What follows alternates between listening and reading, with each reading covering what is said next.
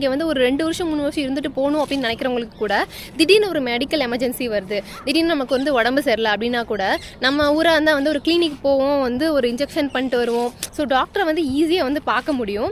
UK பொறுத்த வரைக்கும் medical treatment வந்து நல்லா தான் இருக்கும். பட் ஆனால் அந்த ட்ரீட்மெண்ட் கிடைக்கிறதுக்கு வந்து ரொம்ப ரொம்ப ரொம்ப ரொம்ப டிலே ஆகும்.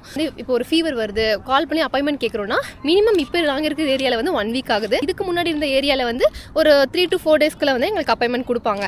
பட் ஆனால் வந்துட்டு இன்னும் நிறையா ஏரியாஸ் வந்து இருக்குது. அங்கே வந்து ரொம்ப மக்கள் தொகை அதிகமாக இருக்குது அப்படின்னா வந்துட்டு அங்கே NHS வந்து இருக்கிறது வந்து கம்மியாக இருந்துச்சுன்னா வந்து அப்பாயின்மெண்ட் கிடைக்கிறதுல ரொம்ப டிலே ஆகும். நமக்கு ட்ரீட்மெண்ட் ஃப்ரீ தான், அதுல எந்த பிரச்சனையும் கிடையாது. எமர்ஜென்சினா என்ன பண்ணுறது அப்படின்னு சொல்லிலாம் கேட்டிங்க அப்படின்னா வந்து உங்களோட எமர்ஜென்சியோட லெவல் என்ன அப்படிங்கிறதுக்கு ஏற்ற மாதிரி தான் ட்ரீட்மெண்ட் கொடுப்பாங்க.